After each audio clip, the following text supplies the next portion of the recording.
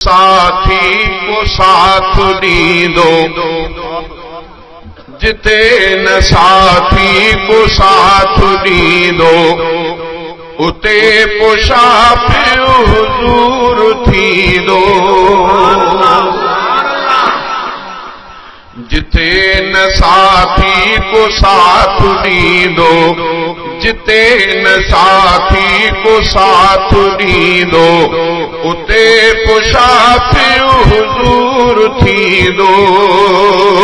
असां में आहिनि गुनाह के, असां में आहिनि गुनाह के, खुदा खां माफ़ी वठी सुॾींदो।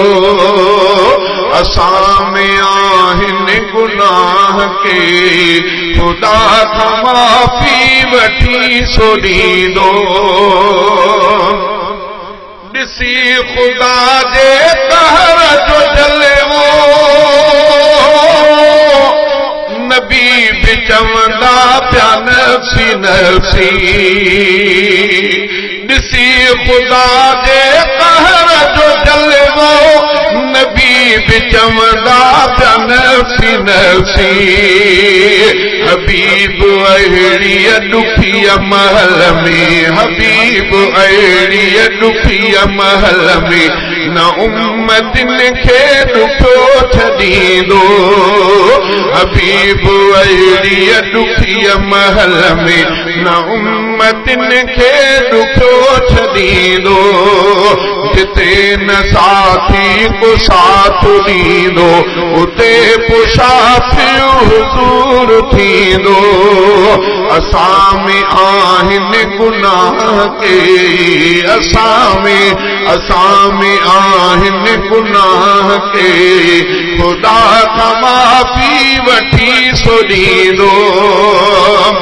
अबो अमा भी न साथ ॾींदा,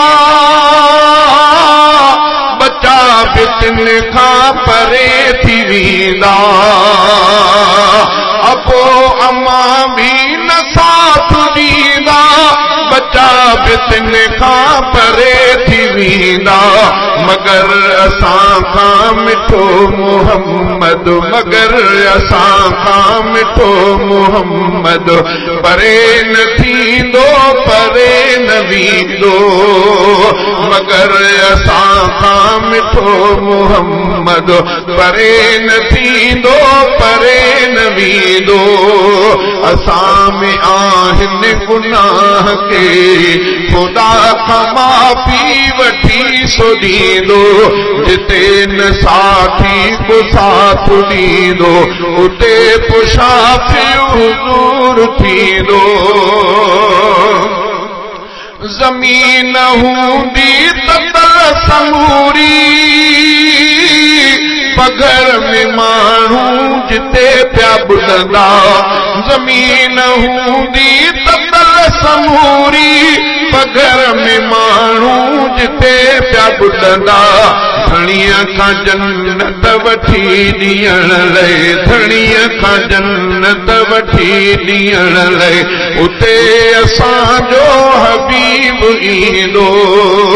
जिते न साथी को साथ ॾींदो, उते पुशाफिर हुजूर थींदो। खुदा जो महबूब ख़ल्क़ सभ लाइ, खुदा अॻियां वेंदो सजदे में पिणे। खुदा जो महबूब ख़ल्क़ सभ लाइ, खुदा अॻियां वेंदो सजदे में पिणे। हिसाब जल्दी पुजारी थींदो, हिसाब जल्दी पुजारी थींदो। शफ़ा हबीबन जी रब मञींदो। हिसाब जल्दी पुजारी थींदो, शफ़ा हबीबन जी रब मञींदो। जिते न साथी को साथ ॾींदो, उते पुशाफिर हुजूर थींदो। जिते न साथी को साथ ॾींदो, उते पुशाफिर हुजूर थींदो। सुञाणे पंहिंजे उम्मतिन खे हथन सां ॾींदो सो आब कौसर सुञाणे पंहिंजे उम्मतिन खे हथन सां ॾींदो सो आब कौसर मां घोर अहिड़े हबीब तां थियां मां घोर अहिड़े हबीब तां थियां मां घोर अहिड़े हबीब तां थियां जो हौद कौसर ते सभु गॾींदो मां घोर अहिड़े हबीब तां थियां जो हौद कौसर ते सभु गॾींदो पढ़ियो शहज़ादा जिन बि कलमो